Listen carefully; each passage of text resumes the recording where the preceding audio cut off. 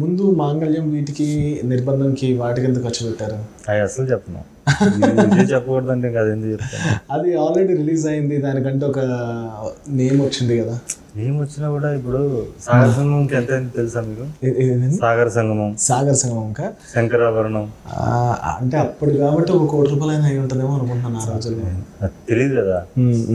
So అలా అది తెలిస్తే దాని వాల్యూ రకంగా ఉంటుంది ఇప్పుడున్న ప్రెసెంట్ జనరేషన్లో. ఎందుకంటే ఇప్పుడు అందరూ లెక్కలతో 100 కోట్ల సినిమా 50 కోట్ల సినిమా అంటున్నారు కదా. అవి ఎలాగో నిజానికి అవి రావాలండి, అవన్నీ పోస్టర్కి మాత్రమే, కానీ ఒరిజినల్గా రావని ఫ్యాన్స్కి తెలుసు. ఒరిజినల్ రావు, ఎందుకు వస్తాయి అంతంత కోట్ల కలెక్షన్స్? బుక్ మై షోలో తెలిసిపోతుంది కదా మనకి.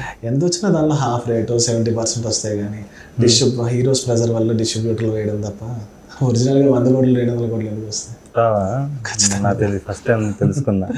ఖచ్చితంగా ఇప్పుడు 700 కోట్లు వేసారంటే 700 కోట్లు రావు, ఎంతో కొంత వస్తుంది, అంటే అంత మార్క రాకపోయినా వస్తుంది, కానీ నిజంగా అంతంత కోట్లు ఎందుకు వస్తాయి అని నా ఉద్దేశం. మేబీ రావచ్చు, నేను 100% నేను దేన్ని వాదించను, కానీ ఇప్పుడు కొన్ని సినిమాలు 100 కోట్ల కలెక్షన్ వేసారంటే ఆ సినిమాకి అంత వర్త్ ఉండకపోవచ్చు, అంత రాకపోవచ్చు, కానీ హీరోస్ ప్రెజర్స్ బట్టి. అంటే ఎందుకంటే పెసిమిస్ట్ థింకింగ్ వల్లనా లేకపోతే రియల్గా మీకు తెలుసా గ్రౌండ్ రియాలిటీ? గ్రౌండ్ రియాలిటీ కూడా కొన్ని అలా ఉన్నాయి కదా, ప్రొడ్యూసర్లు మాట్లాడినప్పుడు విన్న మాటలు, కానీ ఆ ప్రెజర్స్ వల్ల ఆ హీరోలకి వేయకపోతే బాగోదని వేసినవి ఉంటాయి. అది మీకు తెలిసి నన్ను మాట్లాడుతున్నారా లేదా? నిజంగా సినిమాలు తీయడం తప్ప బిజినెస్ ఇది ఎలా ఉంటుంది ఏం తెలియదు. మరి డైరెక్టర్ కూడా అంటే బిజినెస్ ప్రకారం కూడా ఆలోచించాలి కదా. అలా ఎందుకు ఆలోచించాలి? సినిమా మంచి సినిమా తీస్తే ఆటోమేటిక్గా పెరుగుతుంది కదా బిజినెస్. డైరెక్టర్ లెక్కలు వేసుకుని బిజినెస్ లోకి వెళ్తే కాంపాస్ బాక్స్ పట్టుకుని అది మీకు అందరు తీసే డైరెక్టర్ సినిమాలు తెలిసిపోతుంటాయి. నెక్స్ట్ సీన్ ఇది, ఈ కథ ఇది అయి ఉంటుంది అట్లా. సో పరాక్రమం ఎలా తీసారంటే ఏంటి అసలు? పరాక్రమం అంటే ఇప్పుడు సగటు మనిషి ప్రతి ఒక్కరు వాడి హీరోగా ఊహించుకుంటాడు. వాడిని స్క్రీన్ లో చూస్తే ఎలా ఉంటుంది, కామన్ మ్యాన్స్ వాల్యూ. సో మీకు ఇష్టమైన క్రికెట్ కూడా కలిపినట్టున్నారు. క్రికెట్ అంటే క్రికెట్ డీప్ గా కాకుండా క్రికెట్ ని డ్రామాగా వాడుకున్నాను.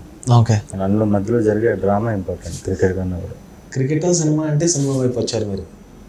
అంటే నేను క్రికెటర్ అయ్యి సినిమాకి వద్దాం అనుకున్నా. క్రికెటర్ అంటే 36 years కి రిటైర్ అవుతాడు, అప్పుడు వద్దాంలే సినిమాకి అనుకున్నా. చూసాక లేదు సినిమా కరెక్ట్ మనకని వచ్చాను. ఎందుకు క్రికెటర్ అంటే దానికి కూడా పాలిటిక్స్ ఎక్కువ ఉంటాయనా? అలా ఏం లేదు, కాంపిటీషన్ ఎక్కువ కదా.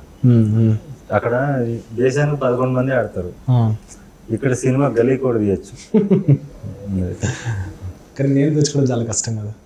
నేమ్ తెచ్చుకోవడం చాలా కష్టం కదా. అది ఇంకా కష్టం, అది ఇంపాసిబుల్. అది ఇది నీకు టాలెంట్ ఉంటే you can show, you can exhibit. అక్కడ నీకు టాలెంట్ ఉన్నా కూడా 11 మంది రావాలంటే ఆ 11 మంది కన్నా ఎక్కువ టాలెంట్ ఉండాలి, లేకపోతే ఆ రిక్వైర్మెంట్ టీమ్ రిక్వైర్మెంట్ ప్లేస్ లో ఆ స్థానానికి నువ్వు స్లాట్ లో ఫిట్ అవ్వాలి. ఒక ఆల్రౌండర్ కావాలంటే నువ్వు మంచి బ్యాట్స్మెన్, ఆల్రౌండరే అవసరం ఉంది, బౌలరే అవసరం ఉంది, అప్పుడు నువ్వు వెయిట్ చేయాలి కదా. దీంట్లో అలా లేదు.